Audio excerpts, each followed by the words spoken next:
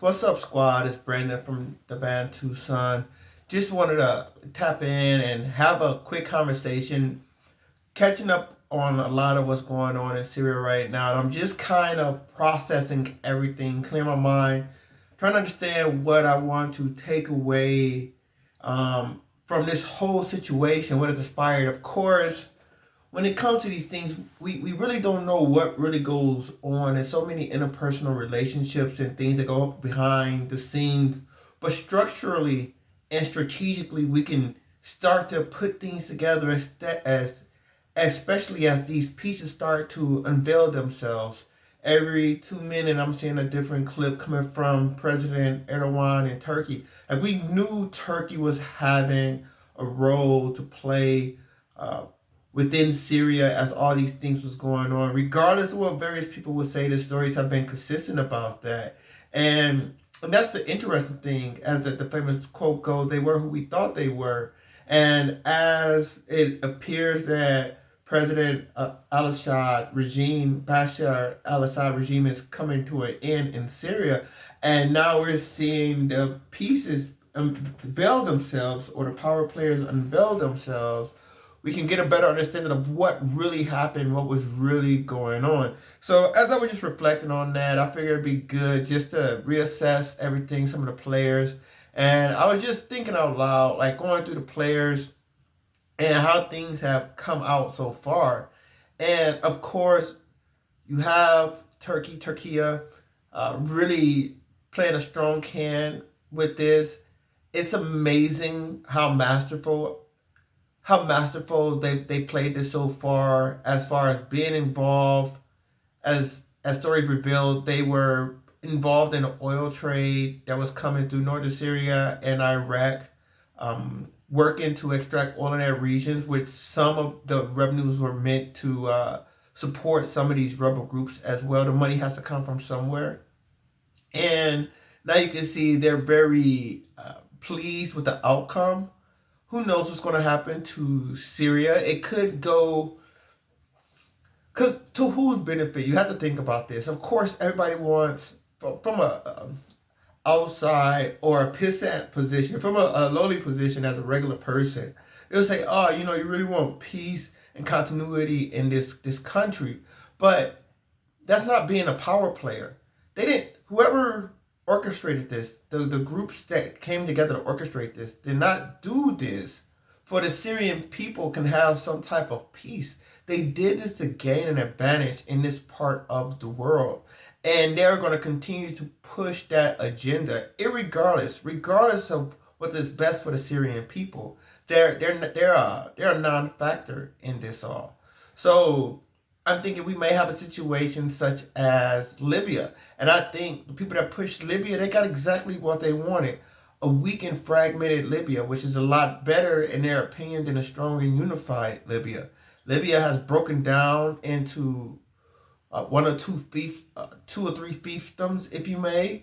The country's been split in half, and it's used for illegal migration, trafficking, um, weapons transporting. It's one of the reasons that the war in Sudan has been sustainable. They're raiding villages. It's a way, this sense of anarchy allows these gangs and rebel groups to act with impunity. So this is the benefit to the power players. Let's say you want to get some resources out of Libya, but the government don't work for you. You break the country. Now you just got to work with the local warlords to get what you need, and you really have no accountability because there really is no unified government acting on behalf of the people so that the people can support. It's just which son of a bitch do you want to work with that's going to get the work done, as a famous quote from Reagan goes, yeah, he's a son of a bitch, but he's our son of a bitch.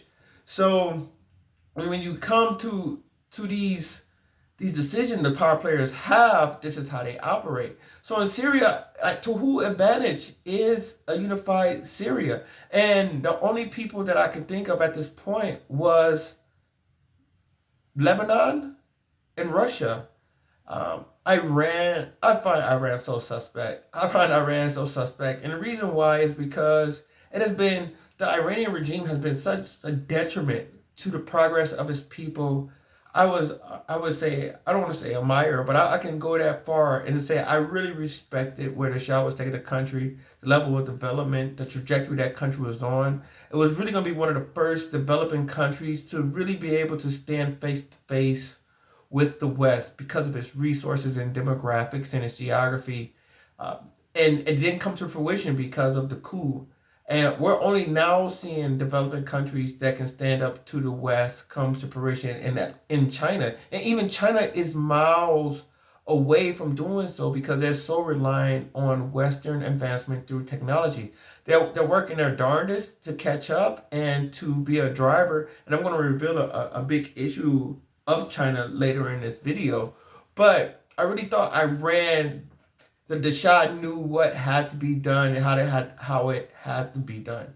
Problem is, I think he probably overplayed his hand. It was a little bit too brash, and his communication and temperament, and it scared a lot of people before he was able to fully realize the true potential of the country. And since then, Iran has been in stagnation. Regardless of advances here, there, other, they have not been really pivotal for the progress of the region since the overthrow of the Shah. It's almost as if there is a dispute within the country. I was thinking about the NFL. And the NFL is a monopoly on power, right? Like and you see this with basketball and Ice Cube and the Big Three, and Ice Cube constantly complains about how he's being elbowed out of rooms by the NBA, and he has to go look for outside money and things of this. And the NBA really sullies his name and the reputation of his brand, and keeping the competition out. What the NBA has done is establish a monopoly on basketball. What the NFL has done is establish a monopoly on football. And in doing so, as much as just putting on a good game to entertain people, it's about maintaining that monopoly. These owners come together to maintain this monopoly. That's more important than anything else, is the prohibition of competition and alternatives. So what happened is, within this monopoly, you have these 32 teams, I believe 32 teams in an NFL, and with 32 owners, but all these owners really don't care about winning. I would say a small fraction actually care about putting a competitive product on the field. I think a lot more of it is about having a very prestigious investment that they can rely on for a long period of time. They have some bragging rights to it and a lot of perks due to the moat that's placed around the industry. And I think that translates also into some forms of politics. You have a monopoly of leadership. And some of those people, of course, they want to see the country and the people advance. But a lot of those people really want to maintain their power and influence within the country. It's better to rule over hell than to reign. It's better to rule over hell than to serve in heaven, so to speak. And I think that is the concern, especially when I see Iran. I think there's dispute. I think it's a group of people in Iran that really is trying to push the country in the region forward. But I also think that there are bastions within the leadership of that country that seeks to maintain the status quo because it's highly beneficial. It's no different than a lot of other countries, but I think Iran being championed as this great um, polar against the West or other parties, I really don't see it taking a regional role that way. Um, so people tout them, but I've seen how they behave, especially with attacks by Israel. Supposedly they hate Israel, etc., etc. But they haven't busted a grape for all intents and purposes. And I find that to be suspicious. It reminds me of Cuba. I think the same thing about Cuba and the Soviet Union. When you really think about it in hindsight, Cuba, of course, they did some dirty work in Africa on behalf of communism and the Soviets. But that part of Africa really wasn't that strategic at the time. Like, but they sent 50,000 Cuban troops. If Cuba really hated America, or Cuba really had a fear for America, do you think they would partition a piece of Cuba for the Americans in Guantanamo? Do you think they would take 50,000 soldiers and send them to far-flung Africa to go fight in the bushes and leave their country void of young men of fighting age? If they were really that worried about American power? But in hindsight, when you see Cuba, all this stuff absorbed and held down the Soviet Union. Cuba receives funds. They receives aid from the Soviet Union. The Soviet Union, with this communist deficiencies, were paying money to Cubans, and that really drained. That really drained the Soviet Union, I believe, and was one of the contributing factors to bringing down that system. So, was Cuba really a great ally of the Soviet Union? I think an argument can be made to the contrary on that. So, all that's going back to say is this: it was supposed to be Russia, Iran, Syria, Lebanon. I think Lebanon, I think they're true believers. I really think Hezbollah is about their life, and they really are trying to, from the ground up, with the support of people, remove, at least neuter Israel, and to another degree, probably remove Israel from the Middle East. I think they're true believers in that. I don't have that same inkling towards Iran. I think Syria for Russia was pivotal because of the geographic regions. Russia's pretty much, they're done, son. Russia is pretty much quartered off. They really have no access to the seas. They're hemmed in by NATO and the Baltic. They're hemmed in by NATO in the Black Sea, leading out to the Mediterranean. They have no access to the Mediterranean now through the Caucasus. Turks, they took over, especially working with Azerbaijan, pretty much pushing Armenia to the fray. Georgia has been talking in the past. Georgia is always looking towards the West as an opportunity there. The West is doing a lot of work there. We already talked about the Black Sea being shut off, and it's not helping it because you got Ukraine that they're in a current war with, draining their resources as well. And they have no real allies in the region. They're hemmed in from the Urals to their western border. Who they have? Belarus, a landlocked nation, far smaller in geography, demography, and economy than they are. But Belarus can't do anything for Russia. So it's only a matter of time. And I always thought that a lot of what's going on is Russia's competition for the U.S. And I think the West wants to bring Russia in the fold, but the West wants to bring Russia in the fold under their guise, under their leadership. They don't want an independent Russia brought into the fold. And I think they want Russia in the fold because as we evolve in these rising powers, your Indias, your Chinas, they're demographically massive, geographically massive. And the play for the Western side or the developed countries is to unify, capitalizing on their advanced technology, their large economies, and their synergies. And Russia is a cache of resources that a lot of these countries, India and China, need. And if you were able to corner the market with countries, Russia, United States, Canada, 3 out of the 4 largest countries in the world, and we made videos on this. If you was able to corner the market with that, and then throw Australia in the mix, you really can start to adjust the flow of trade to India and China. And you won't be so necessarily pushing the corner to try to fight a war with them directly, which will be perilous because of their geography and demography.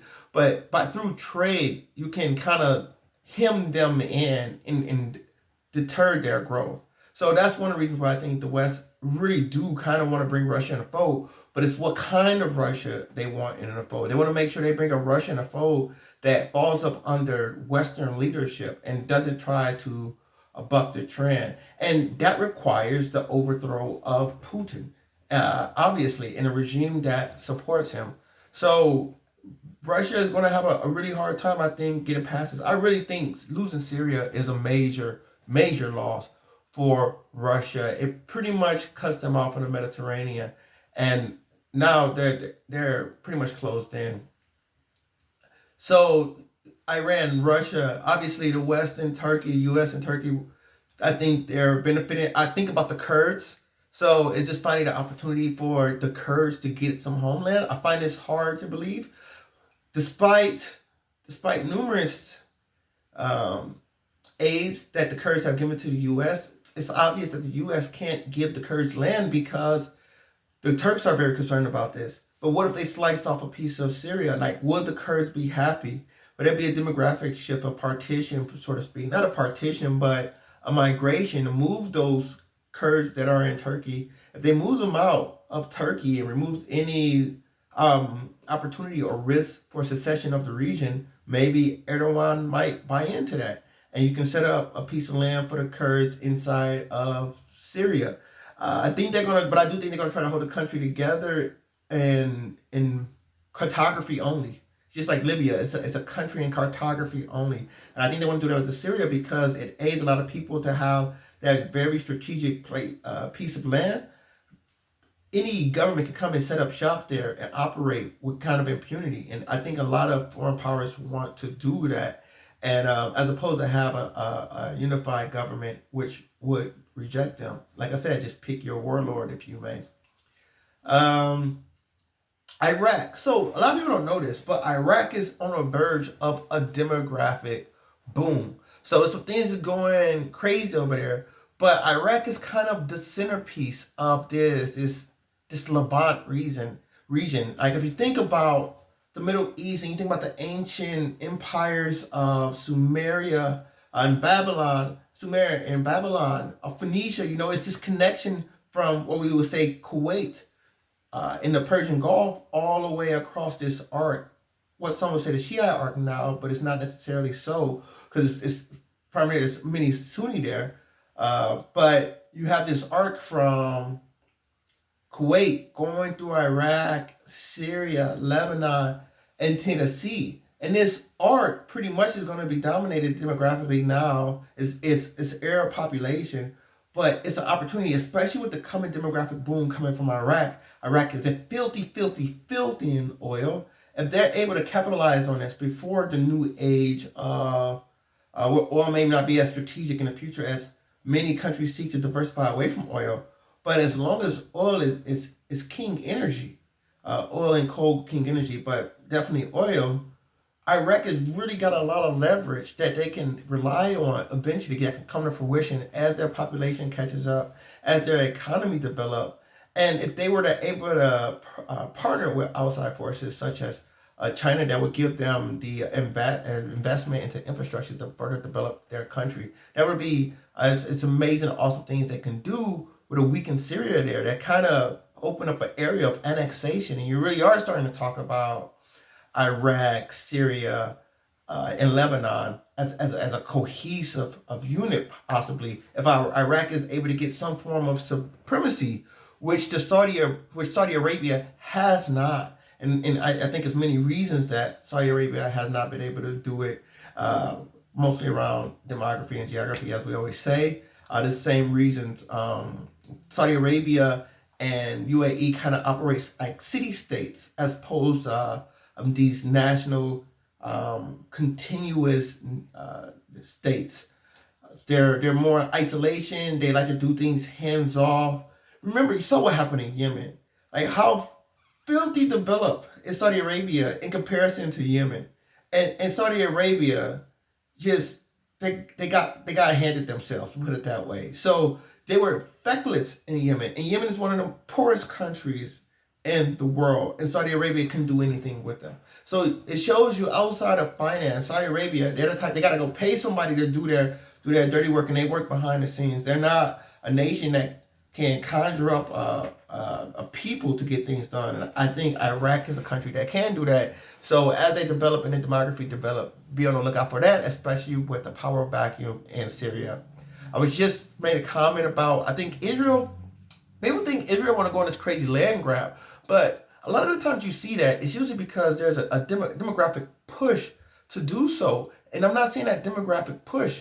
And I think Israel's strategy has been just to remain small and dangerous. At least be small enough that it's not really causing anybody a problem, but dangerous enough that nobody wants to bother you. They make the ROI really, really low. Like, yeah, you can invade Israel, but everything that's great about Israel comes from the Israeli people. Outside of that, you might have some national gas that can be developed offshore, but all the countries in that region have something similar or something more valuable, and it'd be a small strip of desert land. Is it really worth the possible nuclear attack, fighting a very advanced army with tanks and air force? It's really not worth it. And I think if Israel was to expand grossly, then you could say, wow, they got a lot more real estate I can get. So I think they like being small and strategic. They don't have a population that they want to spread thin across wide vast advances, and they pretty much are outposts. And they have a very strong bunker down position that kind of makes them immovable or impregnable at this point. And I think they like that. And as technology develops and they're able to supplement their numbers with technology, i.e., drones, and where they can fight a more confrontational or the demographic imbalances doesn't bite them as much, maybe they might revisit that aspect. But I think they're just trying to hunker down, build up border zones. I really don't think they wanted to go outside of Golden Heights. Remember, Golden Heights was a defensive fortress for them. But I think about the Six-Day War, they could have been a lot more aggressive. But what happened? They gave back the Sinai Peninsula because peace with Egypt was more important. And I think that's because, as I said, a lot of it's desert land, low ROI, and they just want enough to defend their people and to act out in the region. They like doing their strikes. They like going in and getting out. They don't have the numbers to be bogged down in these long, drawn out wars of attrition, such as going on with Russia and Ukraine. And I think the last country I want to bring in here is going to be China. And because I think the real lesson that we're learning from all of this is that power goes hand in hand with partnerships. And Russia is learning that the hard way. Their inability, when I was really starting getting geopolitics and started to understand the groundwork of the world and the various countries in it, was probably around like the late 2000s, 2008, 2009. Of course, it's the recession, the development market was booming, and the thing of the day, 2006, 2007, 2008, the thing of the day was the EU, and EU was looking like it was going to be something major. Now I'm seeing some charts where Mississippi has the same income per capita, if not better than that of the UK.